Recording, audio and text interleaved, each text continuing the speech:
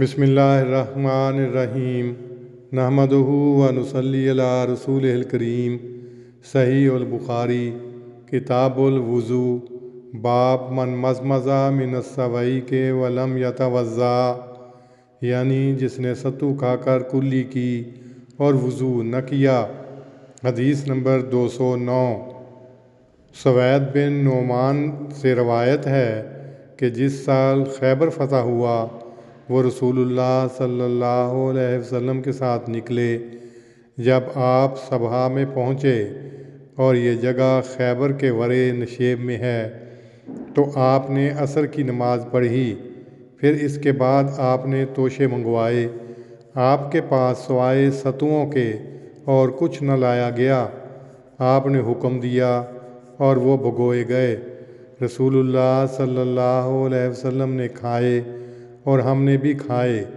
پھر آپ مغرب کی نماز کے لیے کھڑے ہو گئے اور آپ نے کلی کی اور ہم نے بھی کلی کی۔ پھر آپ نے نماز پڑھی اور وضو نہیں کیا۔ اگلی حدیث ہے 210، جو حضرت میمونہ رضی اللہ عنہا سے روایت ہے کہ نبی صلی اللہ علیہ وسلم نے ان کے ہاں شانہ کا گوشت کھایا۔ پھر اس کے بعد آپ نے نماز پڑھی اور وضو نہیں کیا۔ اگلا باب ہے حل یمزمز من اللبن، یعنی کیا دودھ پی کر کلی کی جاوے۔ حدیث نمبر 211۔ حضرت ابن عباس رضی اللہ عنہما سے روایت ہے کہ رسول اللہ صلی اللہ علیہ وسلم نے دودھ پیا اور کلی کی اور فرمایا کہ اس میں چکنائی ہوتی ہے۔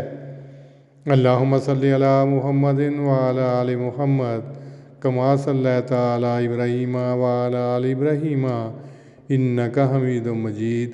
اللہم بارک علی محمد وعلی آل محمد کما بارکت علی ابراہیم وعلی آل ابراہیم انک حمید مجید۔